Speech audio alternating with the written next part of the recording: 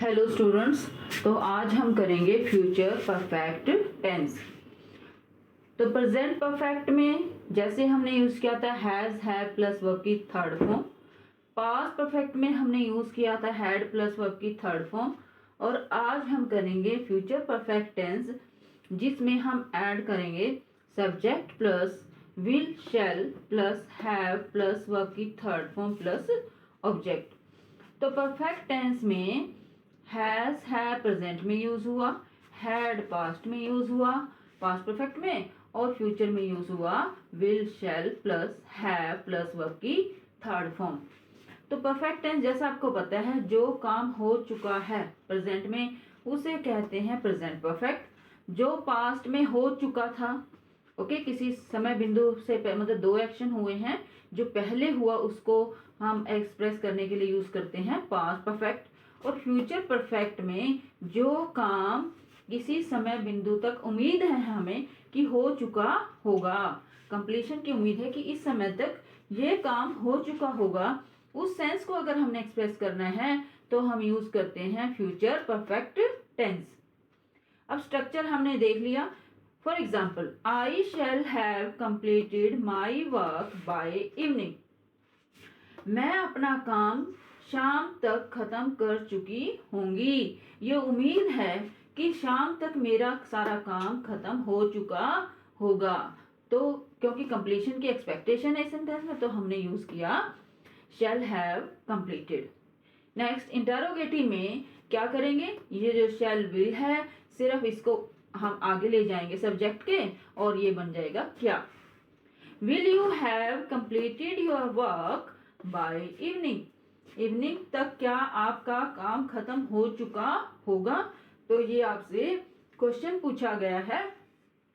इस सेंटेंस में ये क्वेश्चन पूछा गया कि क्या शाम तक आपका काम खत्म हो चुका होगा। तो इंटरोगेटिव में यूज किया आगे हमने will you. He will not have completed his work by now. अब तक उसका काम खत्म नहीं हुआ होगा। तो यहाँ नेगेटिव है तो हमने यूज किया विल नॉट। आई वी के साथ आपने वही ध्यान रखना है, शैल यूज होगा, और सेकंड थर्ड पर्सन के साथ विल का। किस एक्शन को एक्सप्रेस करने के लिए यूज करते हैं हम, अभी मैंने जैसे आपको बताया था कि to express an action which is expected to be completed at some point of time in future. किसी ऐसे काम को व्यक्त करने के लिए जो जिसकी उम्मीद है कि भविष्य में इस समय बिंदु तक वो हो चुका होगा। इज एक्सपेक्टेड उम्मीद है, टू बी कंप्लीटेड पूरा होने की, at some point of time in future भविष्य में किसी समय बिंदु पर। एग्जाम्पल देखिए, he will have sold all the sums by 9 o'clock। 9 बजे मान लो कोई काम कर रहा है, कोई सम एक्सरसाइज कर रहे हैं, तो वो आप सोच रहे हो, आपने उम्मीद की कि 9 बजे तक वह सारे सम सॉल्व कर चुका होगा। ये आपको उम्मीद है कि 9 बजे तक वो अपने सारे सम सॉल्व कर चुका होगा, तो इसलिए आपने यूज किया विल हैव सॉल्व। तो ये था हमारा फ्यूचर परफेक्ट टेंस। और अब हम करेंगे फ्यूचर परफेक्ट कॉन्टिन्यूअस टेंस। तो स्टूडेंट्स अब हम करेंगे future perfect continuous tense. Future perfect continuous tense future भविष्य में परफेक्ट जो हो चुका होगा, शुरू हो चुका होगा, और जो भविष्य में कंटिन्यू भी होगा, चल रहा होगा। अगर कोई ऐसा एक्शन है जो फ्यूचर में शुरू हुआ, फ्यूचर में ही चल रहा होगा किसी समय बिंदु तक, तो ऐसे एक्शन को एक्सप्रेस करने के लिए हम यूज करते हैं फ्यूचर परफेक्ट कॉन्टिन्यूअस टेंस। तो इसकी एक खास पहचान ये है कि इसमें ये दिया होता है कि कोई एक्शन कब शुरू हुआ होगा और उसके बाद भी चल रहा होगा, मुझे समय दिया होगा। इसमें देखिए, इसमें क्या यूज होता है, सब्जेक्ट प्लस विल या shall plus have been plus verb की फर्स्ट फॉर्म आईएनजी सिंस या फोर। तो एक बात और है कि प्रेजेंट परफेक्ट कॉन्टिन्यूअस में, पास्ट परफेक्ट कॉन्टिन्यूअस में और फ्यूचर परफेक्ट कॉन्टिन्यूअस में सिंस या फोर का यूज जरूर होगा, क्योंकि ये समय के लिए यूज किए जाते हैं। अगर आप अवधि की बात करते हो, पीरियड ऑफ टाइम की अवधि की, तो फॉर यूज होता है, और अगर पॉइंट ऑफ टाइम निश्चित समय की बात करते हो तो सिंस का यूज होता है।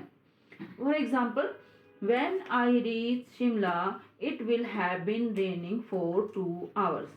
जब मैं शिमला पहुंचूंगा, ये ध्यान रखें यहाँ वर्ब की फर्स्ट फॉर्म है, तो ये फ्यूचर को रिप्रेजेंट कर रही है यहाँ, क्योंकि इधर हमने यूज कर रहे हैं फ्यूचर परफेक्ट कॉन्टिन्यूअस। जब मैं शिमला पहुंचूंगा तो 2 घंटे से बारिश हो रही होगी। सपोज आप 9 बजे पहुंचोगे तो उससे 2 घंटे पहले, आप बात कर रहे हो मेरे पहुंचने से 2 घंटे पहले बारिश शुरू हो चुकी होगी, और आप जब पहुंचोगे तब भी हो रही होगी।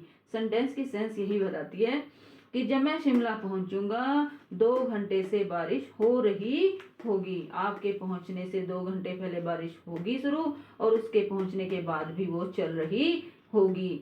तो सिंस या फॉर यहाँ यूज हुआ है फॉर अवधि के लिए 2 hours के लिए। अगर नेगेटिव है, no it will not have been raining, नहीं बारिश नहीं हो रही होगी। Will it have been raining, क्या वो हो रही होगी, तो इंटेरोगेटिव में विल को हम आगे यूज करेंगे। ये था स्ट्रक्चर, और अब हम करेंगे कि इस टेंस का यूज किस टाइप के एक्शन को एक्सप्रेस करने के लिए किया जाता है।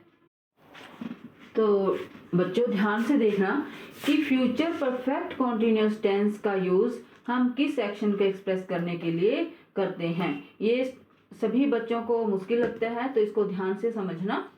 To express an action which will begin before a point of time in future will continue at that point of time and will be going on after that time. ध्यान से देखना, किसी ऐसे काम को व्यक्त करने के लिए जो भविष्य में किसी समय बिंदु से पहले शुरू हुआ होगा, उस समय बिंदु पर चल रहा होगा और उसके बाद भी चल रहा होगा। एग्जाम्पल से ज्यादा समझ में आएगा बेटा ये, देखिए ध्यान से। When I reach the stadium, the match will have been going on for 2 hours। तो ये hours है यहाँ, not hour। देखो, When I reach the stadium, जब मैं स्टेडियम पहुंचूंगा, the match will have been going on, match 2 घंटे से चल रहा होगा। देखिए, मान लो मैच आप पहुंचे हो स्टेडियम में 10 बजे और मैच चल रहा था 8 बजे से, तो जब आप 10 बजे पहुंचे तो मैच कितने घंटे से चल रहा था, 2 घंटे से, और जब आप 10 बजे पहुंचे तब भी चल रहा होगा और उसके बाद भी चल रहा होगा।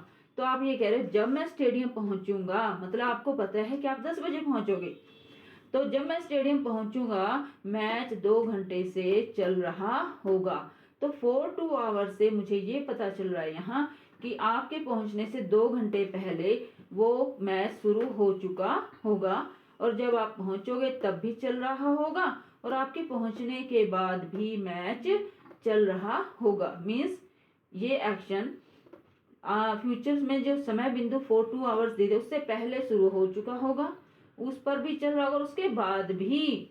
तो क्या हुआ कि किसी ऐसे काम को व्यक्त करने के लिए जो भविष्य में किसी समय बिंदु से पहले शुरू हुआ होगा, उस समय बिंदु पर चल रहा होगा, उसके बाद भी चल रहा होगा। तो आपने पास्ट परफेक्ट कॉन्टिन्यूअस टेंस भी किया था, उसमें सिर्फ एक ही डिफरेंस है, वो पास्ट की बात थी और ये फ्यूचर की। देखिए, ये सेंटेंस मैंने पास्ट परफेक्ट कॉन्टिन्यूअस का लिखा है ताकि आपको दोनों में ये डिफरेंस क्लियर नजर आए। सेंटेंस देखिए, when I reached the stadium, जब मैं स्टेडियम पहुंचा, ये रीच्ड है सेकंड फॉर्म है, यहाँ क्या थी रीच फर्स्ट फॉर्म।